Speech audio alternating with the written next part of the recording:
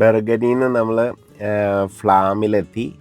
ഒരു 115 kilometre drive ഉണ്ടായിരുന്നു. ഇവിടെ നോർവീജിയൻ ക്രൂയിസൊക്കെ വരുന്ന സ്ഥലമാണ്. നമ്മുടെ ക്യാമ്പ് സൈറ്റിൻ്റെ തൊട്ടടുത്ത് വരെ ഈ ക്രൂയിസ് ഷിപ്പ് വരും. ഡേ ടൂറിന് പോയ ആൾക്കാരെല്ലാം തിരിച്ചു വന്ന് കയറി. അപ്പോൾ ക്രൂയിസ് ഷിപ്പ് തിരിച്ചു പോവാണ്. ഇനി നാളെ രാവിലെ വേറെ ഷിപ്പ് വരും. ഷിപ്പിലെ ഗസ്റ്റ് എല്ലാം ഇങ്ങനെ വിൻഡോയിലും ബാൽക്കണിയിലും വന്ന് നിൽക്കുക. അങ്ങനെ ഷിപ്പ് അങ്ങനെ പോയിക്കൊണ്ടിരിക്കുകയാണ്. നമ്മൾ ക്യാമ്പ് സൈറ്റിലേക്ക് തിരിച്ച് നടക്കുക. ഞാൻ ഫ്ലാം ഓർലാൻഡ് എന്ന് പറഞ്ഞാൽ ലേക്ക് ആട്ടോ. ഇത് ലേക്ക് എന്ന് പറയാൻ പറ്റില്ല, ഈ സീ ഇങ്ങോട്ട് കയറി കിടക്കണതാണ്. Very cloudy മൗണ്ടനാണ്. ചെറിയ റെയിനും ഉണ്ടായിരുന്നു ഇന്ന് രാവിലെ. ഇവിടെ ഡെയിലി ഇങ്ങനെ ക്രൂയിസ് ഷിപ്പ് വരും, ഇവിടം വരെ വരും. നമ്മുടെ ക്യാമ്പ് സൈറ്റ് ഈ മൗണ്ടൻ്റെ തൊട്ട് താഴെ ഒരു വാലിയാണ്, ഫ്ലാം വാലി.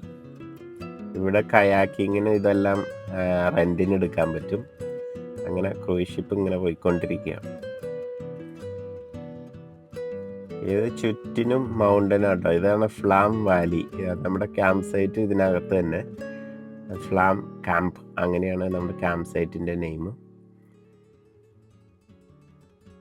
ഇവിടെ നോർവീജിയൻ ഹൗസസ് ആണ് ഈ കാണുന്നത്. ഈ നോർവീജിയൻ ഹൗസസ് വെരി ബ്യൂട്ടിഫുൾ ആണ്. വുഡൻ ആണ് ഇതിൻ്റെ കൺസ്ട്രക്ഷൻ, വുഡ് വെച്ചിട്ടാണ്, അതായത് ഹീറ്റ് കൺസർവ് ചെയ്യാനായിട്ട്. ഫ്ലാം സെൽവിൻ എന്ന് പറയുന്ന ഈ റിവറാണ് ആ ലേക്കിലേക്ക് ചെന്ന് ചേരുന്നത്. ഇതാണ് Norwegian, typical Norwegian house. Very beautiful ആണ്. ഇതുപോലെയാണ് ഇവിടുത്തെ വീടുകളെല്ലാം. ഒരു ഹൗസും അതിനോടുകൂടി ഒരു അനക്സും ഉണ്ട്. ഇത് റെഡ് കളറിലുള്ള ഒരു നോർവീജിയൻ ഹൗസാണ്. നമ്മുടെ ക്യാമ്പ് സൈറ്റിൻ്റെ തൊട്ടടുത്ത് തന്നെയാണ് ഈ ഹൗസ് ഉള്ളത്. ഫ്ലാം സ്പാന ട്രെയിനാണ് ഈ പോകുന്നത്. സൈറ്റ് സീയിങ്ങിനാണ് പർട്ടിക്കുലർലി ഇത് പോണത് തന്നെ. ഒരുപാട് ടൂറിസ്റ്റുകൾ അതിനകത്ത് കയറും. ഇതാണ് ഫ്ലാം സെൽവി റിവർ, നമ്മുടെ ക്യാമ്പ് സൈറ്റിൻ്റെ ഫ്രണ്ടിൽ കൂടെ പോണേ. ഇതാണ് നമ്മുടെ ഫ്ലാം ക്യാമ്പിങ്. ഇവിടെയാണ് നമ്മുടെ ക്യാമ്പിങ്. ഏകദേശം ഒരു 55 പൗണ്ട് വരും, അതായത് 650 നോർവീജിയൻ ക്രോണോ. ഇതാണ് നമ്മുടെ ക്യാമ്പ് സൈറ്റ്. ഭയങ്കര വലുതാണ്.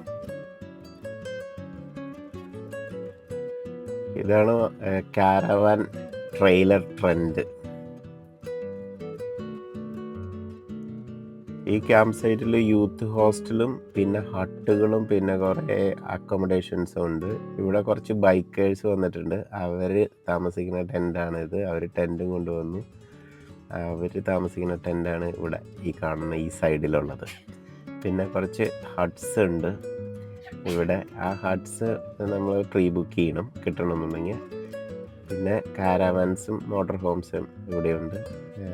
പിന്നെ ഇവിടെ ഉള്ളത് ഈ സർവീസ് ഏരിയയാണ്. ഇവിടെയാണ് നമ്മുടെ ഷവർ, ടോയ്ലറ്റ്, ഇതുപോലെ ഒരു 4-5 സർവീസ് ഏരിയ ഉണ്ട്. പിന്നെ കാരാവാൻസ്, മോട്ടോർ ഹോംസ്. ഈ സൈഡിൽ കാണുന്ന മോട്ടോർ ഹോമാണ്. ഇതാണ് കാരാവാൻ, ഈ കെട്ടി വലിച്ചുകൊണ്ട് പോകുന്നത്. പിന്നെ പോപ്പപ്പ് ടെൻ്റ് ഉണ്ട് ഇവിടെ. ചെറിയ കാമ്പർ വാൻ വന്നിട്ട് അതിൻ്റെ മേലെ പോപ്പപ്പ് ടെൻ്റ് ഉള്ളത്. പിന്നെ ഇതാണ് എ ക്ലാസ് മോട്ടോർ ഹോം. പിന്നെ ഇതാണ് റെൻറ്റിനെടുത്ത് വരുന്നത് ക്യാമ്പർ വാൻ, മോട്ടോർ ഹോംസ്. അങ്ങനെ ഇതാണ് നമ്മുടെ മോട്ടോർ ഹോം. ഇവിടെ പാർക്ക് ചെയ്തേക്കണം.